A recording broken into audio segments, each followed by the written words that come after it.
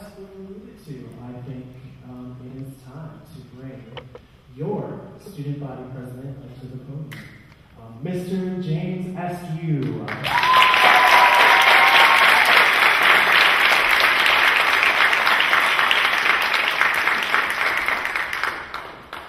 And the lights just went down. How's everyone doing today? Good. Good. I hope you're better than me. I could certainly use some anxiety relief right about now.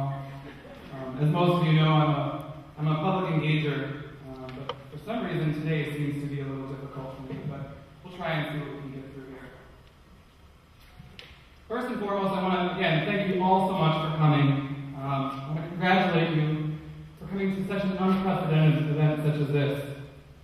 For those of you out there who catch an occasional glance at the news or CNN, a State of the Union address might not be something that we all imagine ourselves attending. Some of us may subconsciously feel that an address such as this is just another fancy show on television, so we quickly flip through the channels to find something more appealing. It is normal that we, the common folk, tend to believe that politics in general are for the elite and politically advanced. But today, in this very moment, I want to ask you to wipe away those thoughts and consider this. At the end of the day, it doesn't matter what our elders and elected officials think or who they gear their rhetoric toward. We are the promise of tomorrow. Through education and communication, we will be the informed community seeking a change in priorities. This address, my friends, is for you. As a fellow student, I came to MCTC with only a desire to be successful in my coursework and attain a degree, much like most of you in here. I had no intention of putting myself in the eye of public service. With approximately 1 year of school under my belt, I found myself in the midst of student advocacy and a desire to be part of a power that enriches the lives of many. Last year, a small group of students just like you sat in the Student Senate office formulating a strategy geared toward rebuilding the foundation of student government at MCTC. Our views and experiences were definitely different, but we all agreed on one common goal: to represent and advocate for all in the fight for higher education. With less than 5 students, a vague understanding of our roles as leaders, and a student life budget to manage, we opened our laptops, powered on our cell phones, and got to work. It is through dedication, perseverance, and commitment that student government stands today, united and ready to tackle the issues that affect us most. One short list isn't enough to name all the individuals that put in long hours and effort. However, I would like to recognize a few names that come to mind. At this time, will the following students please rise? Aaron Spiegel, Suado Abdi, Glade Wolstenhume, Charles Reinerson, and John Tendall.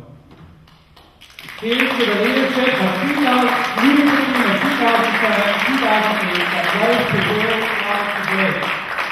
Without the work of people like former President Aaron Spiegel, former Vice President former Vice President Suado Abdi, former Director of Communications Glade Wolstenhume, former Director of Finance Charles Reinerson, and former parliamentarian John Tendall, our voice would remain scattered and soft. My experience being on the executive board with these fine people gave me hope, strength, and reassurance that we as students can make a difference in the world we live in today. Thank you from the bottom of my heart for putting education in the lives of MCTC students on your list of priorities. Thank you.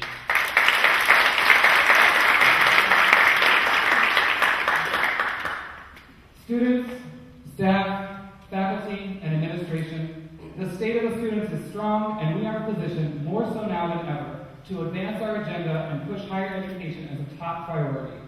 We have all witnessed devastating blows to our economy as we struggle with high oil prices, exponential costs to sustain a war, home foreclosures across America, and many more detrimental factors. Leery, afraid, and angry are just a few words that describe the general feelings of the American people. I'm here to tell you that we still have options, that we can steer away from the gloom we live in today. Making up 1/5 of the entire national vote, student power is critical, and we need to send a message to our lawmakers and leaders that we are a force to be reckoned with. The voice of direction lies within this room, and it's time to unite to claim our place at the table. We have an obligation, responsibility, and duty to our families, friends, and neighbors to make certain continue to lead this planet in global affairs. If we are to keep up with advances in technology, medicine, infrastructure, and civil affairs, we must make a large investment in our education system. That, in part, is the message we will continue to send to those in office in St. Paul and Washington, D.C.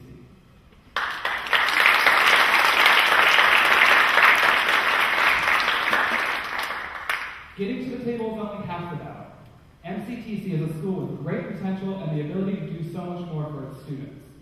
We must continue to be role models of the college system by furthering our developments in the areas of health and wellness, technology, and cultural competency.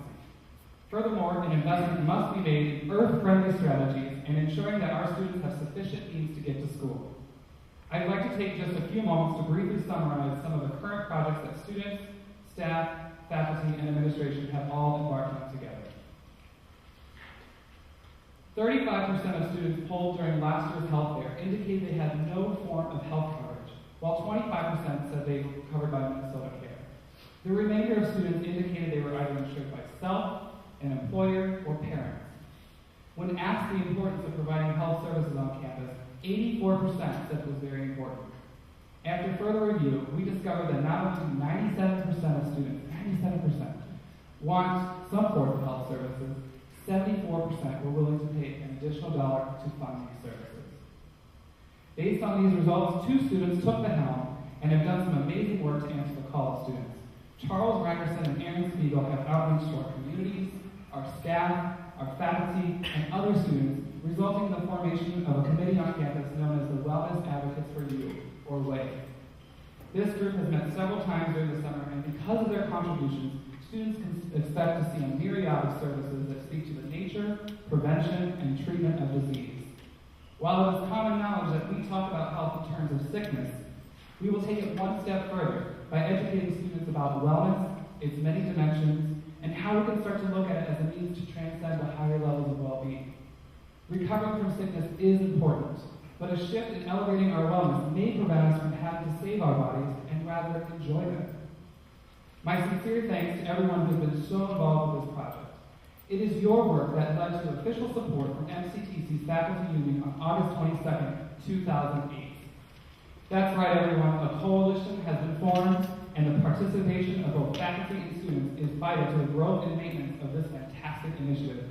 The actions of this committee are noteworthy, and those who sit on Capitol Hill could learn from your work.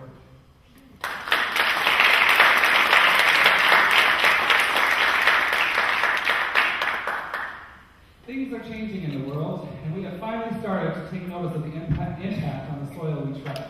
Green has become a trending thing, and people are starting to realize that we simply can't do whatever we want without consequence. Our planet is being wasted away, and in order to possibly save it, we need to make some changes. MCTC is making strides as it continues to research on how much we contribute to the overall eco-destruction. As numbers are crunched and data is collected, this institution will be making adjustments in how it functions. Technology is already being updated to ensure higher efficiency. Resources are being recycled and reused to reduce dependencies. And the green in MCTC's checkbook is going toward transportation alternatives that save the green in our pocketbooks and on this planet. We will help you get to school with a go-to bus pass while saving the air from all the pollutants your vehicles exhaust. Bike racks are present on campus, but we're going to add more. Food is still served in hard plastic containers, but I'm sure negotiations with our vendors will result in change. More will still need to be done, but this is where we'll start. It's our time to repair the damage we've recklessly caused.